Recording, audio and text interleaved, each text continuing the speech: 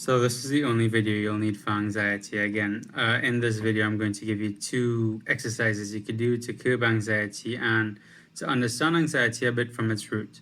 So what is anxiety? Anxiety is basically chronic worry. It's your mind being bombarded by a bunch of thoughts all stemming from an emotion. Now, we live in a society today where learning how to process that emotion is not taught or passed on through generations, or just how to live with emotions. It's definitely a part of us, all of us experience it, but we don't know how to integrate it really. How most of us process emotion is that we either repress or suppress it, consciously or unconsciously. We run from it through different things by way of escapism, substance abuse, etc. Or we try to express it in which ways we could. All thoughts stem from an emotion. So all of those negative bombarding thoughts that you have from anxiety, chronic worry, all stems from an unresolved emotion, an unresolved feeling. So you don't exactly know how to sort out that emotion problem. That's fine, but what could you do about it in the very present moment? I give you 2 common exercises that has helped me tremendously, and I'm sure it will help you as well. So the first exercise is a breathing exercise. You're going to take a deep breath, push your stomach down and out, have that lungs full to capacity. And when you feel like you can't take any more breath again, take another deep breath in and then slow exhale. So it's and now that you're full, let it go. And this kind of resets your nervous system in the very present moment, enough so that you are able to stabilize your thoughts. You're able to calm yourself. The next one is a practice where if you have a little bit of time, this will be really helpful.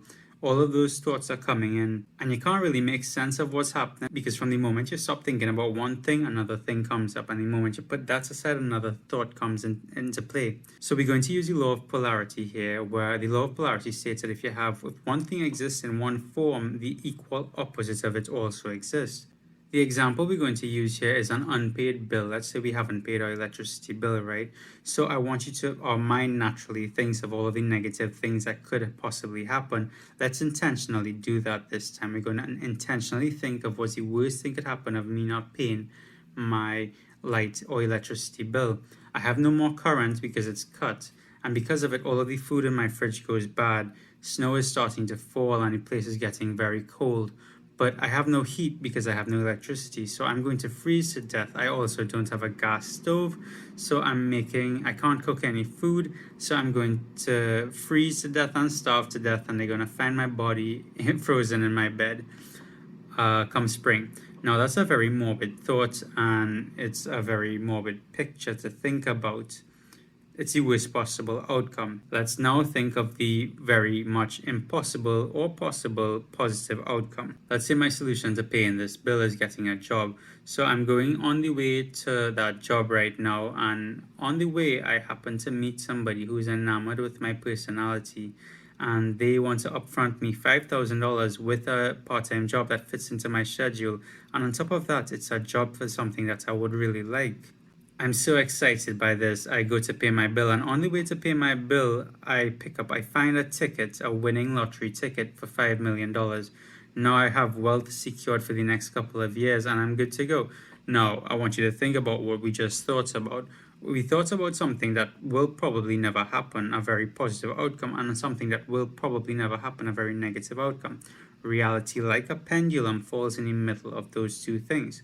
All we need to do, this practice alone of the extreme negative and the extreme positive, gives us perspective as to the current situation we're in. And it reminds us that we aren't in any of those realities, but we fall somewhere in the middle, and we're okay right now. We're safe right now. So it gives us that perspective to not be in our head as much. If you really want to curb anxiety, which is a 3rd chakra manipura issue, you could book a chakra trauma therapy session with me where we'll get to the root core memory attached to that emotion. The first time you ever felt the emotion related to that reaction that you usually have as a coping mechanism to that emotion, and we shift the perspective of it so that reaction changes into a way of you now being able to just observe it and then act instead of react. Also, I think you have the ability to clear this on your own. All it requires of you is to be able to sit still enough to feel and process that emotion fully.